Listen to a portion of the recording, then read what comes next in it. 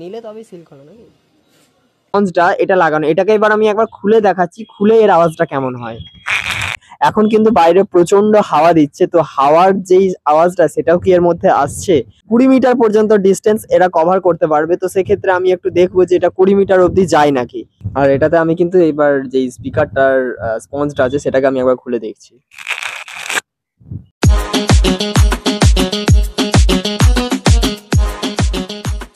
Good morning, এখন আছি Howrah station.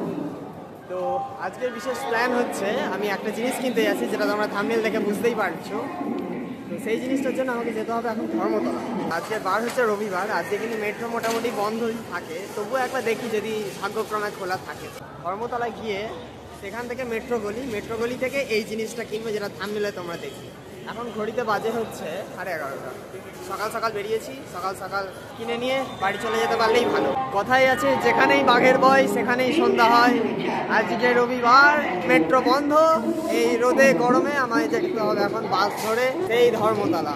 ভাবা যায় মেট্রোটা একটু খোলা থাকলে কত সুবিধা হতো, টুক করে নেমে যেতাম এসির হাওয়া খেতে খেতে, কিন্তু না, কপালে নেই।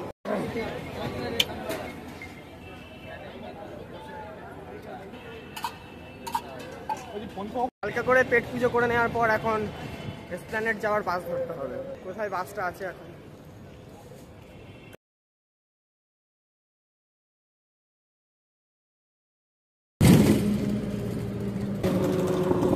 বাসওয়ালাদের মধ্যে যে কিসের প্রবলেম হয়, বাসে ওঠার আগে বলে দিলাম যখন ধর্মতলা আসবে বলে দিও, বারবার 3বার বলেছি বাসওয়ালাকে, তা সত্ত্বেও ভুলে গেছে। ভাগ্যিস আমি গুগল ম্যাপ দেখতে দেখতে যাচ্ছিলাম, রাস্তাটা চিনি তাই আমাকে নেমে যেতে হলো। রাস্তা না চিনলে নিয়ে চলে যেত খিদিরপুর ডক।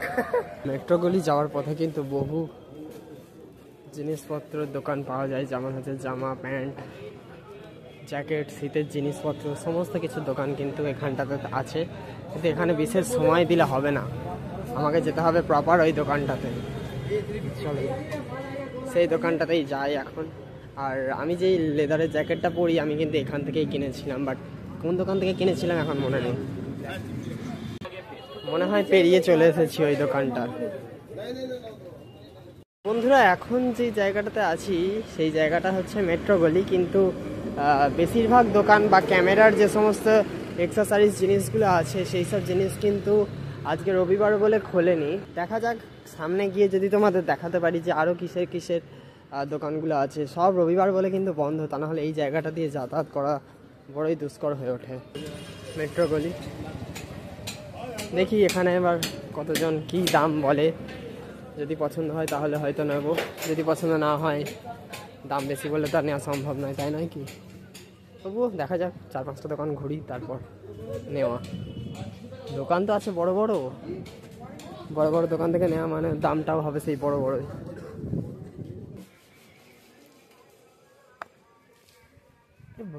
ভালো হবে তো, টাইপ সি এর হবে তো নাকি এটা?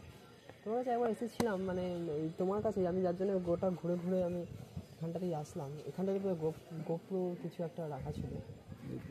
হ্যাঁ, তো এটা তাহলে কেমন কি দিতে হবে তাহলে? মনে আছে না, 1100 টাকা কম করেই বললাম। না 1100 তো ওটা তুমি বলছো, এবার 1300 টাকা দাম আছে, কম করে বলেছি। নিলে তবেই সিল খোলা নাকি? নিলে তবেই সিল খোলা নাকি?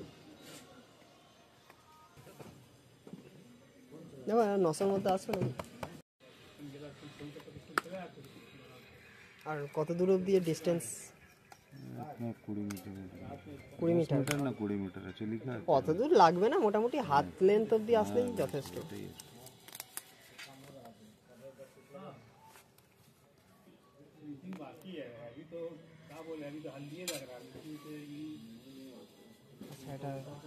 আচ্ছা, এটা কেমন কি ওপেন করতে হয়?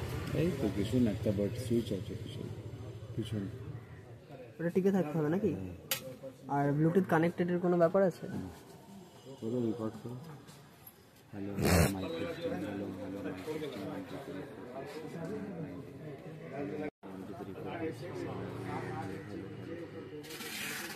গোপ্রো কি দাম আছে যদি একটু জানাও। হ্যাঁ, মানে এইগুলো অ্যাকশন ক্যামেরা না আপনার ডিজিটেকের ডিজিটেকের স্টার্টিং প্রাইস 6100, তারপরে আপনার 7500, 5K camera, dual display, touch screen, তারপরে আপনার 8K আসবে, ওটা 11800 টাকা। আর যাবেন স্টার্টিং প্রাইস আছে আপনার 29000। 29,000। তাহলে ডিজিটেকের ভালো হবে না গোপ্রোর তো বেস্ট। ভালো হবে, আপনি যেরকম টাকা দেবেন।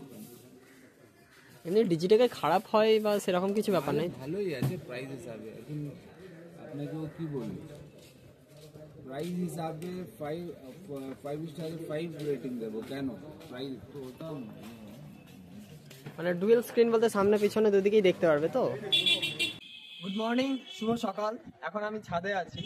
তো আজকে আমি যে স্পিকারটা নিয়েছিলাম, যে মাইকটা নিয়েছিলাম, সেটা কিন্তু এখন আমি ইউজ করব। মানে এই ইনডোর এতক্ষণ ভিডিও শুট করছিলাম, তো এইবার একটু দেখাবো যে এইটাকে যদি আমি আউটডোরে শুট করি বা আউটডোরে যদি রেকর্ড করি, তো সেক্ষেত্রে এটা কেমন সাউন্ডটা দেবে সেটাই তোমাদের সাথে শেয়ার করব। তো চলো এটাকে এখন ইউজ করা যাক। ফার্স্টে দিয়ে গেছে দুটো মাইক, এটাকে এখন ট্রাই করবো। এখন আমি কিন্তু মোবাইলে কোনো রকমের স্পিকার ইউজ করছি না, এটা সম্পূর্ণ মোবাইলের আওয়াজে কিন্তু আওয়াজটা হচ্ছে। এখন আমি যে কথাটা বলছি, এই কথাটা কিন্তু হচ্ছে এই মাইকে, আমার বুকে যেই মাইকটা লাগানো আছে এই মাইকের সাথে কিন্তু আমি এখন কথাটা বলছি। কতটা ক্লিয়ার আসছে আমি এখন বুঝতে পারছি না, তোমরা কমেন্ট করে জানাও যে কতটা আসছে। এখন কিন্তু হাওয়া দিচ্ছে, হাওয়ার আওয়াজটাও আসছে কিনা আমি ঠিক শিওর নই, তবে তোমরা কমেন্ট করলে আমি বুঝতে পারবো যে হাওয়ার যে আওয়াজটা সেটা আসছে নাকি। এবং বাইরে কিন্তু এখন বহু আওয়াজ হচ্ছে, তো এই আওয়াজগুলো কিন্তু নয়েজ ক্যান্সেলেশন হচ্ছে কি হচ্ছে না সেটা আমি জানি না। তবে এখন ভিডিও কিন্তু কোনো রকমের আমি এডিট করিনি, তো সম্পূর্ণ র ফাইলটা কিন্তু আমি দিচ্ছি। তো এইটা হচ্ছে যে স্পিকারটা দেখছো, এই স্পিকারটার উপরের যে স্পঞ্জটা আছে সেটা লাগানো, এই যে স্পঞ্জটা এটা লাগানো। এটাকে এবার আমি একবার খুলে দেখাচ্ছি, খুলে এর আওয়াজটা কেমন হয়। এটা খুলে দিলাম, এখন আমি স্পিকারটা মুখের সামনে এনে কথা বলছি। তো সেক্ষেত্রে এইটা কেমন লাগছে তোমরা অবশ্যই কমেন্ট করে জানাও যে আমার কথা ক্লিয়ার শোনা যাচ্ছে।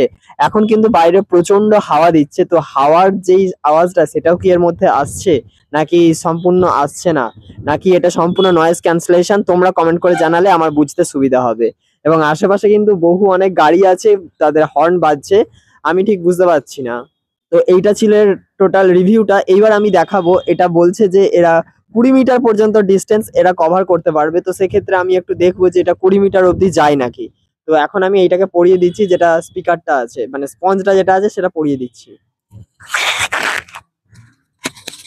এবার 20 মিটার পর্যন্ত এটা যাচ্ছে কিনা সেটা আমি এখন দেখবো। তো বন্ধুরা, আমি কিন্তু এখন অনেকটা ডিস্টেন্স মেনটেন করে আমি যাচ্ছি এখন দূরে। তো যতটা ডিস্টেন্স রেখে কথাটা বলা যায় ততটাই ভালো। এখন কিন্তু আমি আছি মোটামুটি 10 মিটার দূরে। তো সেক্ষেত্রে কিন্তু কথাটা আমার ঠিকঠাক স্পষ্ট বুঝতে পারা যাচ্ছে কি যাচ্ছে না, তোমরা কিন্তু কমেন্ট করে জানাও যাতে আমি বুঝতে পারি যে এটা ডিস্টেন্সটা ঠিকঠাক আছে। তো এইটা হচ্ছে স্পঞ্জটাকে এবার আমি যদি খুলে দিই তাহলে যেই আওয়াজটা আসবে সেটা হচ্ছে এইটা। তো এখন কিন্তু প্রচুর জোরে হাওয়া দিচ্ছে, আমার আশেপাশে প্রচুর জোরে হাওয়া দিচ্ছে। তো এই হাওয়া সমেত কিন্তু আমি এটাকে কথা বলছি শুধুমাত্র এই স্পঞ্জটাকে খুলে নেওয়ার পর। এটা যদি মোবাইলে শুধুমাত্র রেকর্ড করতাম তাহলে কিন্তু এই আওয়াজটা আসতো না। মানে এতদূর ডিস্টেন্সটা কিন্তু শুধু মোবাইলের পক্ষে সম্ভব নয় ক্যাপচার করা। এটা একমাত্র পসিবল হয়েছে শুধুমাত্র এই স্পিকারটার জন্য বা এই মাইকটার জন্য। তো এটা কিন্তু এই স্পিকারটার স্পঞ্জটা খুলে নেওয়ার পরে এই ভয়েসটা আসছে। এবার যদি এটাকে আমি জামাতে পরিয়ে দিলাম, জামাতে পরিয়ে দেওয়ার পর সেই আওয়াজটা যেটা আসছে সেটা এখন তোমরা আশা করছি বুঝতে পারছো। তো বন্ধুরা, আমি কিন্তু বিশেষ খুব একটা গান জানি না, তবে এটা শুধুমাত্র রেকর্ডিং বা এটা কেমন কি ফিচার্স আছে বা এর মধ্যে কতটা কি নয়েজ ক্যান্সেলেশন আছে সেটা বোঝানোর জন্য কিন্তু আমি একটা জাস্ট নর্মালি গান করছি। তো যদি তোমাদের এর মধ্যে নয়েজ ক্যান্সেলেশন বা নয়েজ যদি আসে তো তোমরা অবশ্যই কিন্তু বলো। আর এখন আমি ছাদেতে আছি, প্রচুর জোরে কিন্তু হাওয়া বাতাস দিচ্ছে। আমি এটুকু আমার ভিডিওর জন্য বলতেই পারি, প্রচুর হাওয়া দিচ্ছে। পিছনে দেখতে পাচ্ছ গাছপালা যেগুলো আছে সেগুলো কিন্তু প্রচুর নড়ছে। তো সেই জন্যই বলছি যে একটু ভয়েসটা তাহলে দেওয়া যেতেই পারে।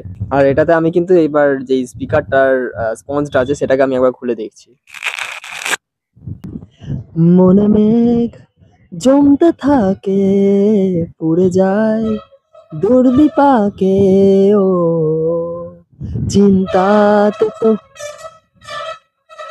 গাড়ির হর্ন দিচ্ছে, চলে যাক তারপরেই করি।